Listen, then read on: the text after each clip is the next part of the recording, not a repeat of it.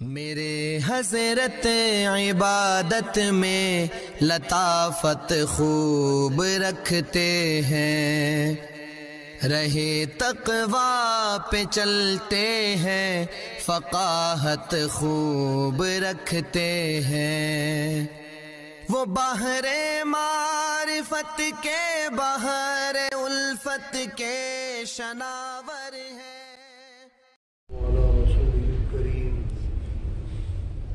من يومنا هذا إلى يوم الدين. أما بعد فأعوذ بالله من الشيطان الرجيم. بسم الله الرحمن الرحيم. أأشفقتم أن تقدموا بين يدي نجواكم صدقات. فرمایا کیا تم ڈر گئے ہو ان تقدموا بين يدي نجواكم صدقات، اس بات سے تم ڈر گئے ہو کہ تم دو صدقات سرگوشی سے پہلے، حکم یہ تھا کہ سرگوشی سے پہلے صدقہ دو گے، پھر سرگوشی کی اجازت ہے سرکار کے ساتھ، ویسے نہیں کر سکتے۔ اب یہ ہوا کہ منافق ویسے بخیل تھے، انہوں نے تو سرگوشیاں ویسے چھوڑ دی، اور جو مومنین تھے وہ سمجھ گئے کہ بھئی سرگوشی جب اللہ نے منع کی ہے تو خام خواہ سرگوشی کیوں کرے۔ بہرحال سرگوشی تقریباً نہ ہونے کے برابر ہو گئی، اور کل آپ سن چکے ہیں کہ حضرت علی رضی اللہ تعالی عنہ نے رخصت پر عمل کیا، اور اس زمانے میں جس میں حکم یہ تھا کہ سرگوشی نہیں کر سکتے ہو جب تک کہ صدقہ نہیں کرو، انہوں نے 10 باتیں آپ صلی اللہ علیہ وسلم سے پوچھی، اور صدقہ کر کے 1 دینار 1 درہم صدقہ کیا، 1 دینار یہ 1 درہم، اور پھر اس کے بعد سرکار سے پوچھا توحید کیا ہے،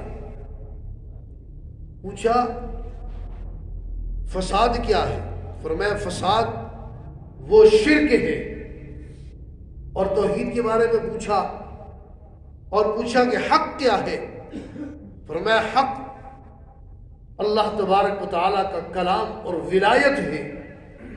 پوچھا میں کیا مانگوں، فرمایا سچائی مانگے، یقین مانگے، کس سے مانگوں، فرمایا اللہ تبارک و تعالیٰ سے مانگو، اسی سے مانگو۔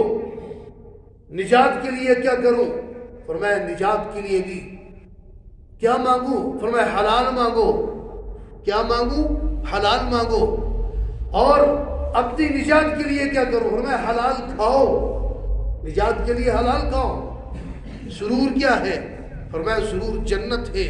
راحت کیا ہے، فرمایا راحت اللہ کا دیدار ہے۔ 10 باتیں پوچھی فرصت کے زمانے میں، تو فرمایا جب یہ سرگوشی ختم ہو گئی، فرمایا فَإِن لَّمْ تَفْعَلُوا وَتَابَ اللَّهُ عَلَيْكُمْ، اگر اب تم ایسا نہیں کرتے تو اللہ تم پر رجوع فرمائے گی، اور اب تم وہ کرو وہ کام جو ہمیشہ کے لیے تم پر ہے۔ فَأَقِيمُوا الصَّلَاةَ، نماز قائم کرو، نماز پڑھو نہیں، نماز قائم کرو۔ قائم کرنے کا مطلب یہ ہے مستحب وقت کے اندر ساری چیزوں کی رعایت کرتے ہوئے۔ وَآتُوا الزَّكَاةَ، زکوٰۃ دو۔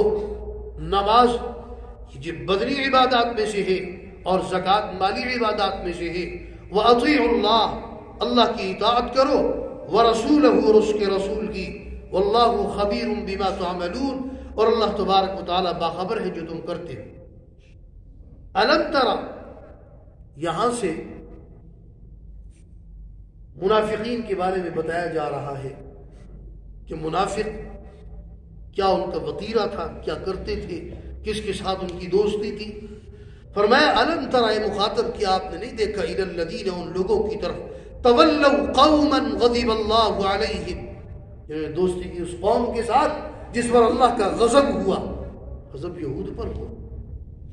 مَا هُمْ مِنْكُمْ وَلَا مِنْهُمْ، اور یہ نہ تم میں سے ہے نہ ان میں سے ہے، نہ یہ تمہارے دوست ہیں، نہ یہ تو مسلمان ہیں، اور نہ یہ یہودی ہیں۔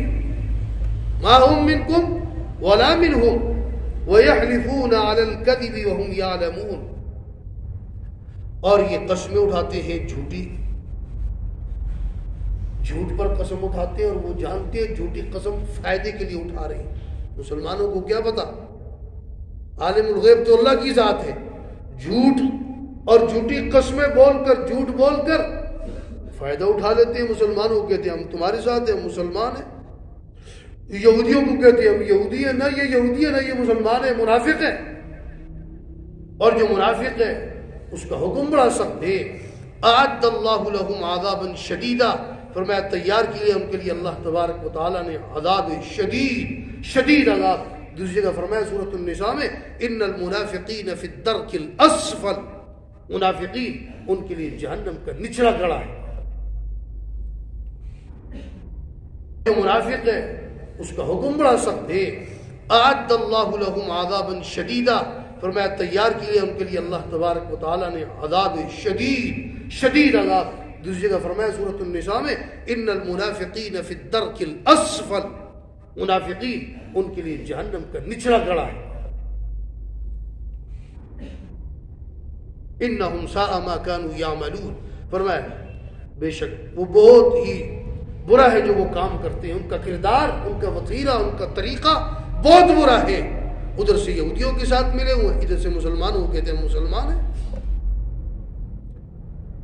اتخذوا ایمانہم جنہ، ان نے بنا لیا اپنی قسموں کو ڈھال۔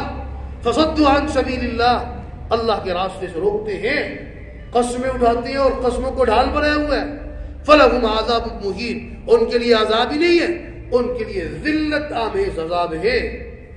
فرمایا لن تغنی عنہم، ان کا مال، ان کی اولاد، یہ ان کے پاس جو لاؤ لشکر ہے، یہ سمجھتے ہیں کہ ہمارے یہ کام آئے گا، فرمایا یہ کوئی چیز کام نہیں آئے گی۔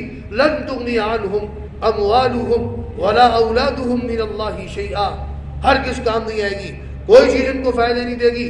لن تغنی عنہم، نہیں فائدہ دے گی تمہیں، عنہم ان سے، اولادہم ان کی اولاد، نہ ان کی اولاد کوئی فائدہ دے گی، نہ ان کے اموال، اموالہم ولا اولادہم، نہ مال نہ اولاد، کوئی چیز بھی فائدہ نہیں دے گی۔ لن تغنی عنہم اموالہم ولا اولادہم من اللہ شیئا، من اللہ شیئا، شیئا فائدہ، اللہ کے عذاب سے کوئی چیز ان کو فائدہ نہیں دے گی، اللہ کے عذاب سے کوئی چیز بچا نہیں سکے گی۔ اولئک اصحاب النار، فرمایا یہ جہنمی ہے، ہم فیہا خالدون، اور یہ اسی میں رہیں گے ہمیشہ۔ یوم یبعثہم اللہ، یوم سے پہلے اذکر محذوف ہے، یاد کرو اس دن، یوم یبعثہم اللہ، جس دن کو اٹھایا جائے گا جمیعاً سب کو، یوم یبعثہم اللہ جمیعاً فیحلفون لہ کما یحلفون لکم، یہ وہاں بھی اسی قسمیں اٹھائیں، فیحلفون لہ کما یحلفون لکم، جیسے کہ تمہارے سامنے قسمیں اٹھاتے ہیں، یہ ظالم اللہ کے سامنے بھی قسمیں اٹھائیں گے۔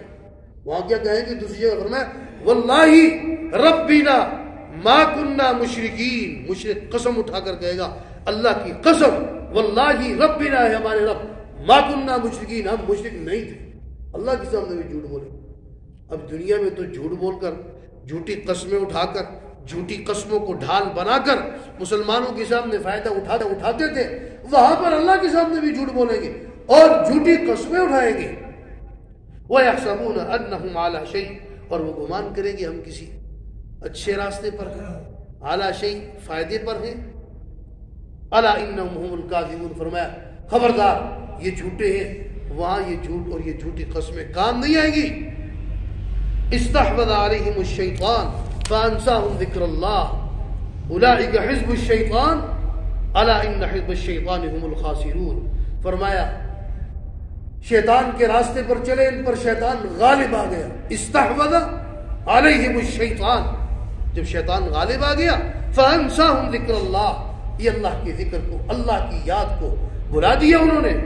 اولئک حزب الشیطان، یہ شیطان کا گروہ ہے، الا خبردار، ان حزب الشیطان هم الخاسرون، جو شیطان کا گروہ ہے وہ خسارہ اٹھانے والا ہے۔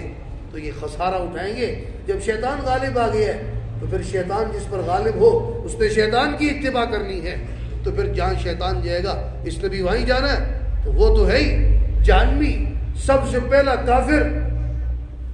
جب اس کو غلبہ ہو گیا، اس کی پیروی کرنے لگ گئے، جہاں وہ جائے گا یہ بھی وہیں جائیں گے، اس کا ٹھکانہ جہنم ہے تو ان کا ٹھکانہ بھی جہنم ہے۔ اللہ تبارک و تعالی ہم سب کو قرآن و سنت کی تعلیمات سمجھ کر اس پر عمل کرنے کی توفیق عطا فرمائے۔ تبارك الذي نزل الفرقان على عبده ليكون للعالمين نذيرا